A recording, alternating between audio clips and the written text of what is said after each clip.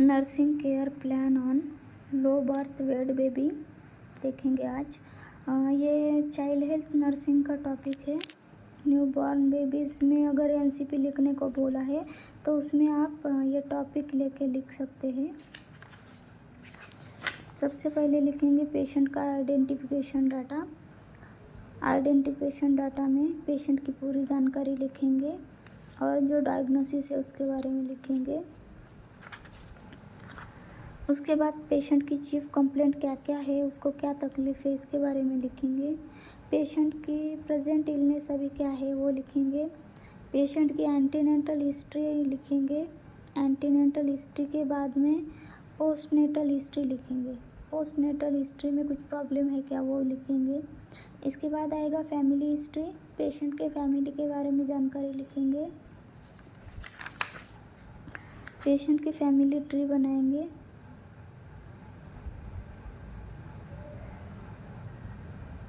Patient का physical examination करेंगे जिसमें हाइट, वेट, चेस्ट का सरकमफ्रेंस और हेड का सरकमफ्रेंस कितना है वो लिखेंगे। चाइल्ड हेल्थ नर्सिंग में सबसे इम्पोर्टेंट बात होती है अबगार स्कोर, वो पूरा चार्ट बना के लिखेंगे हम। एस्पिरेशन है, इसमें हार्ट रेट है, रिफ्लेक्स रिस्पॉन्स है और कलर के बारे में लिखेंगे।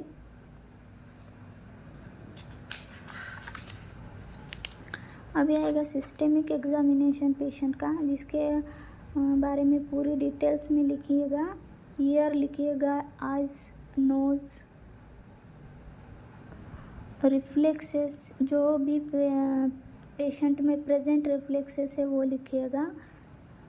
उसके बारे में आएगा mental status, economic status, patient का हेड और हेयर कैसा है वो लिखिएगा। फिर नेक, स्किन, नेल्स और बैक के बारे में लिखिएगा। पेशेंट के माउथ के बारे में चेस्ट, एक्सट्रीमिटीज, एब्डोमेन, जेनिटल्स लिखेंगे।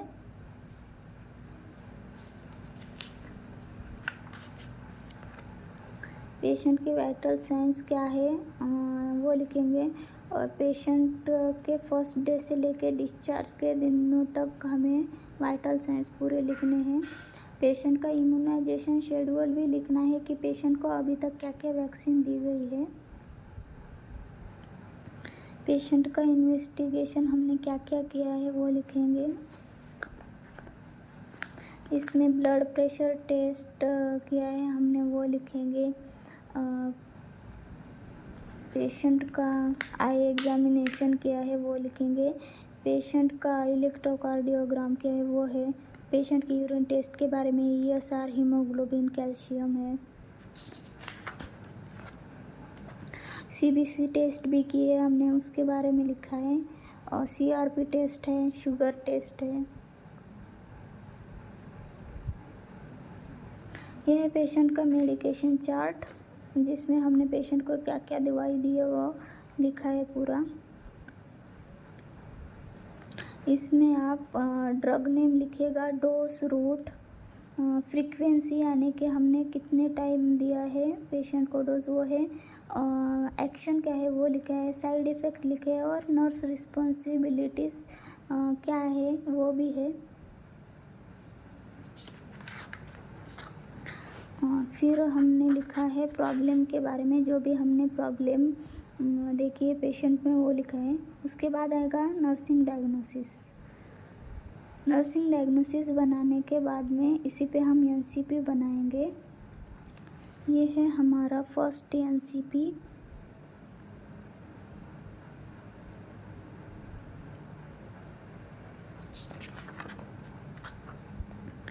ये हमारा सेकंड एनसीपी।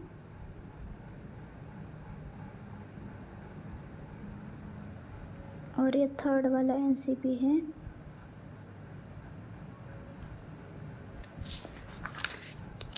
उसके बाद में हमने पेशेंट को हेल्थ एजुकेशन जो दी है उसके बारे में लिखेंगे हम। पेशेंट के मदर फादर्स को जो भी इंस्ट्रक्शंस दिए हैं वो उसके बारे में भी लिखेंगे। ये है हमारी समरी, केस के बारे में पूरी